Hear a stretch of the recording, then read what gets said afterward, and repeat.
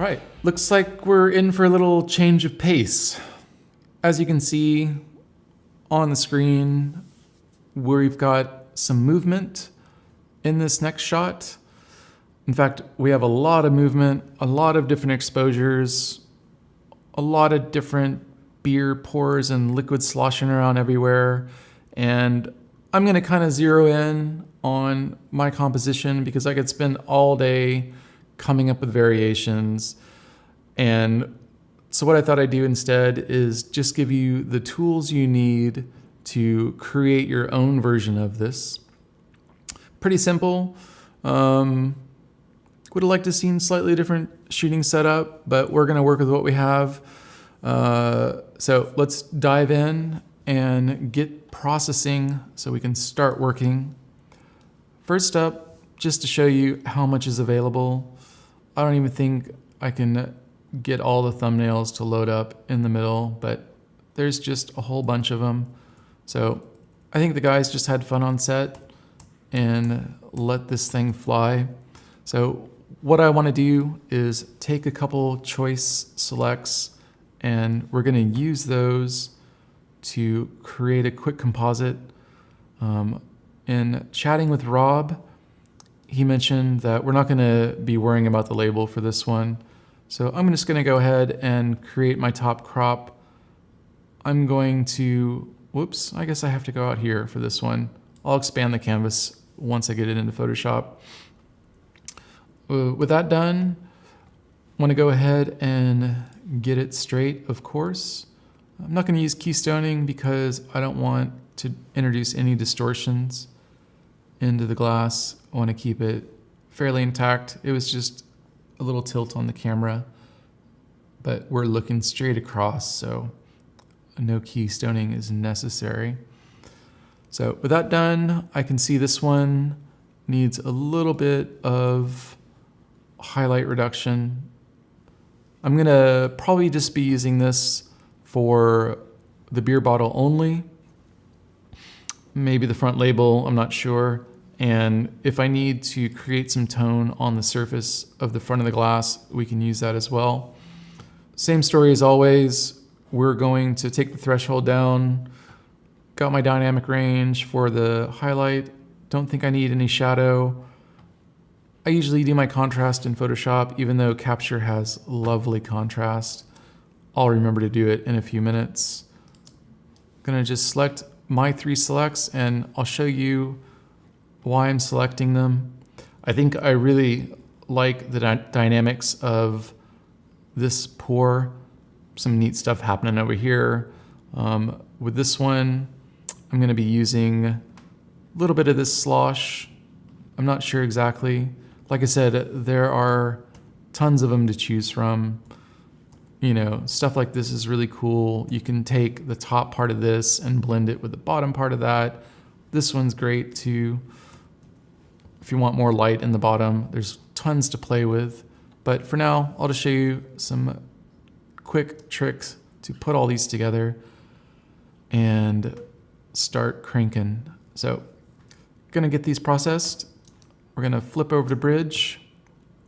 Same process as always. This is how I start all of my composites, unless I'm using some fancy smart object linked workflow, which we're not gonna be doing here. So I know this top one's gonna be for my bottle. We're going to call it bottle. That's gonna go up there. I'm going to actually go ahead and with, I know the wand tool, I should be using a path, but this is all about efficiency. So gonna do that and we'll, that looked kind of cool. We're almost done. I'm going to jump into this just so I can see it better and get rid of all that. Easy. Now I've got my bottle cut out and I've got this thing here. Alignment on this one's a little bit different. I think I only need to be worried about these 2 exposures. I imagine they're not going to be too far off. That's looking good. It's I'm probably going to be moving things around a bit because I really need to align with what's inside here and make those composite well together.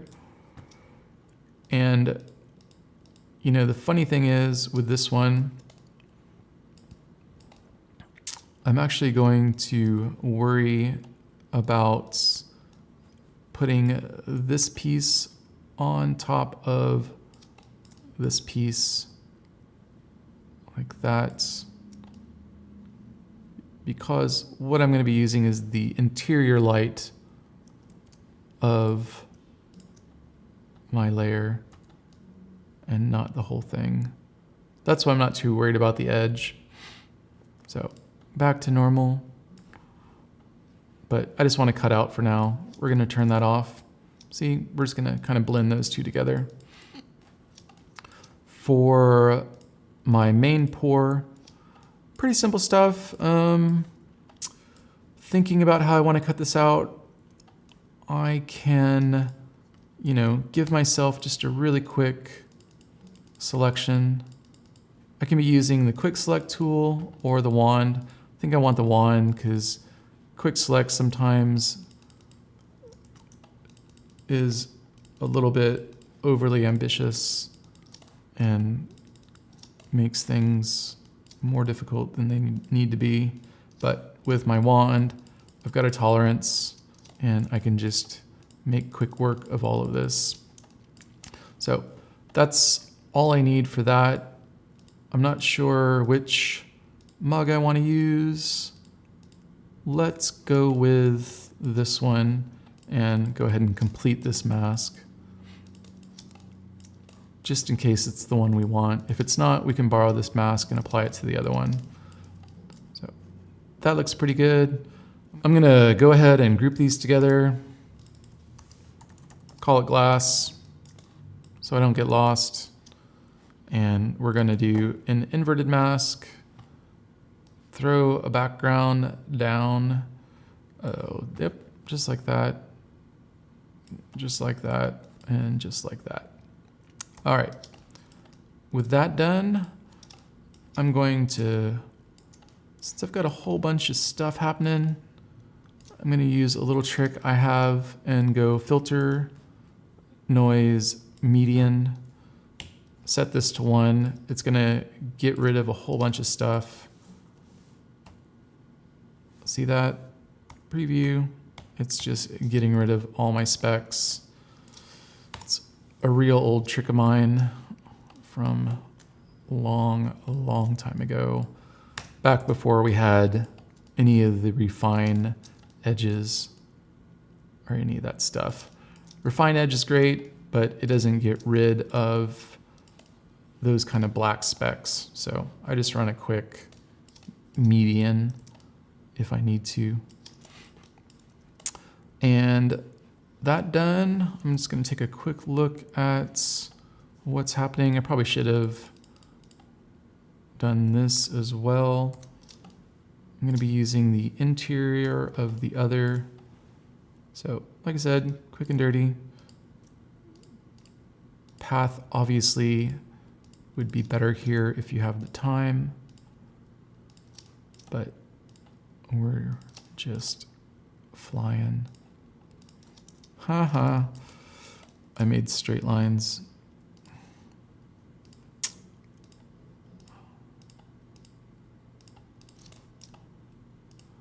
I know a lot of you are cringing when you watch this because you use paths on everything. So that and that and that. Cool. We're isolated. I'm going to swing down to the bottom and give myself a bit of trim. Some separation off the stand. Easy. So with that done, need to take a quick peek at what's happening here. I think I had a plan to see what I could do about merging these two exposures. I'm not sure if it's really what I want, but I'm going to try it anyway. See that? Just do kind of a blend. I don't know why I wanted to do that. It's like I just wanted a lower level in the beer, as though it was filling up rather than already filled. Like I said, there's so many different exposures, so many different combinations you can do with this image. Feel free to make as many combos as you can. Once you've got your masks made and you've got your files processed, and you do that technique where you just go to Bridge and load them all up, once you have some masks made, you can really just play around with them. If you're into layer comps, you can use your layer comps for easier access to the variations. What I'd like to do now is, and I don't even know that it needs to be done, but if you want to check it, same old story. Go to a large diffusion heal tool, and you can clean up any edges that you want. There's plenty to clean up on this one.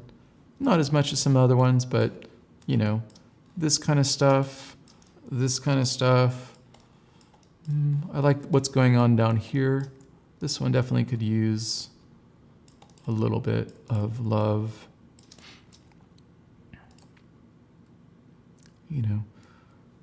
It's all about starting off your origin and your destination in the right place to get these sort of things to happen.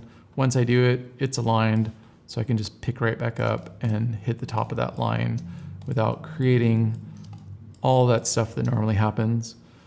Things like this, that's kind of a personal call. It's just there. Whether or not you want to remove it is really your own aesthetic. So you can see how easy it was to paint this thing, and looking at it again, I'm digging this. So I'm just gonna come in with 100% flow brush and see what's available. Of course, if you remember, I did do a clone up here, right? And if I paint this, there's a good chance that my tones wouldn't match, but in this case, they do, because there's really no transition from one to the next, because I synced everything in Capture One. So they're all consistent as long as the light behind it was consistent. And, I just flick my layer mask on and off to see what's happening in the one below. And I'm still really liking this. So I think I'm even just going to paint this away.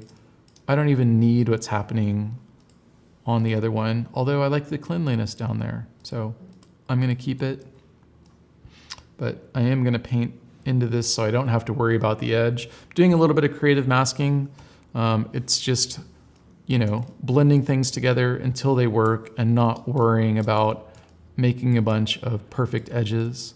It's just about making a perfect composition, or, an unnoticeable composite. And that's what I think I've done there. I can't see where this edge is. So I'm gonna move up to the bottle real fast. And all I wanna do with this is, I think, I wanna move this over a touch. It's about right there. And I have a mask cut out that in hindsight, I don't even need, but we'll keep it on.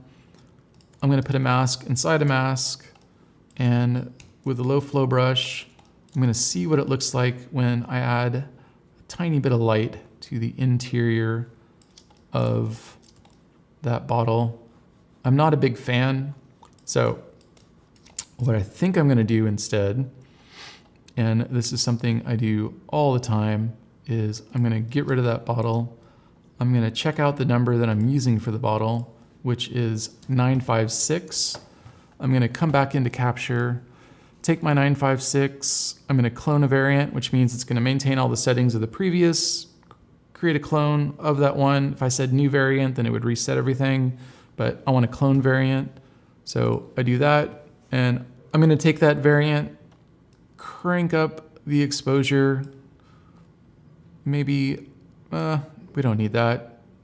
Pump the shadow just a hair, introduce some contrast back in for that flattening that I just created. That's what the before and after looks like. Opening this exposure on the bottle is going to introduce a lot of fun things to clean up, so enjoy doing that. I think that's looking good. It's going to give me a little bit more latitude than doing the same thing in Photoshop, and I just kind of like working this way sometimes, even if I don't have to. I'm going to take this guy, and I don't even need the whole thing. I just need this piece. My files are always lean and clean. So put that on difference, bring it over. I haven't done any scaling, so it'll fit right on, except for the fact that I've changed the exposure, so difference is gonna look a little wonky. I think that's close. Back to normal. And it doesn't really even have to line up perfectly, but it will, probably.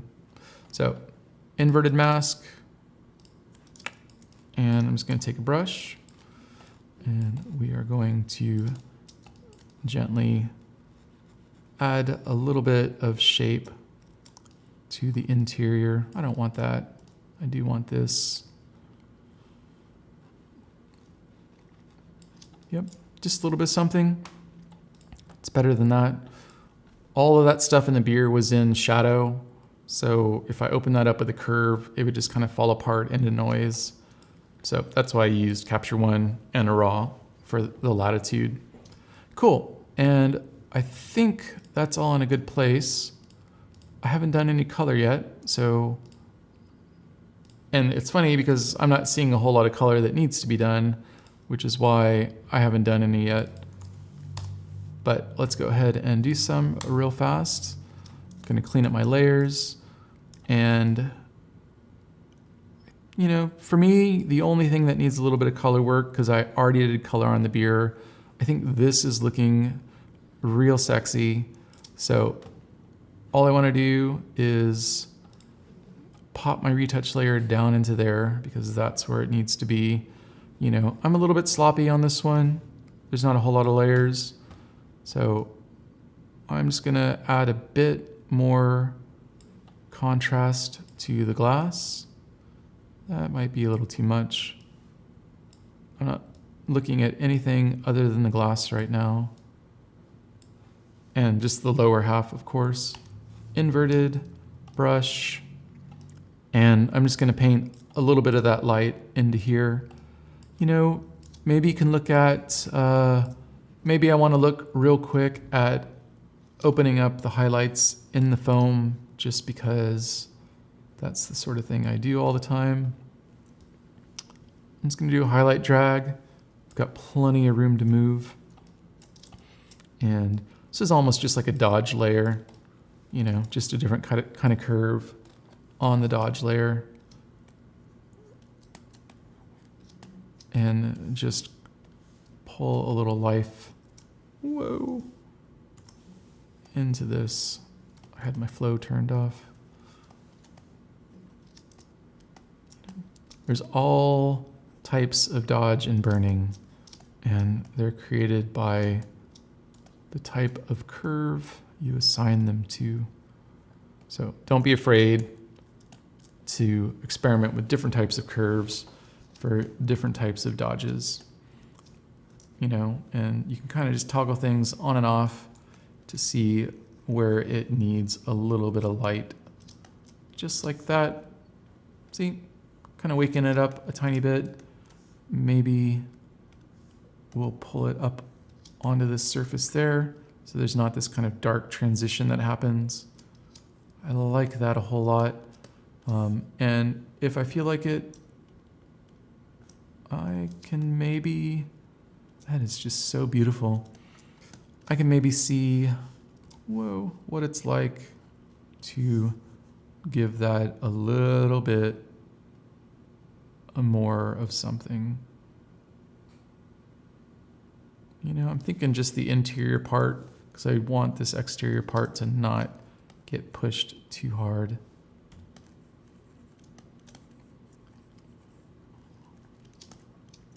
Little adjustments like that can make a big difference. Not that that's necessarily making a big difference, but they can. So easy. That's how you do it. That's how I just kind of do some quick comps. I know it'd be kind of a challenge to make a whole bunch of masks like this one, but just use a wand, quick select tool. Don't spend all day pathing out all these variations for the slosh. Just give yourself a little bit of a break and whip through a few so you can just play around with how all of those get composited together. So hope you had fun with that one, and we're gonna save this thing out as always and move on to the next one.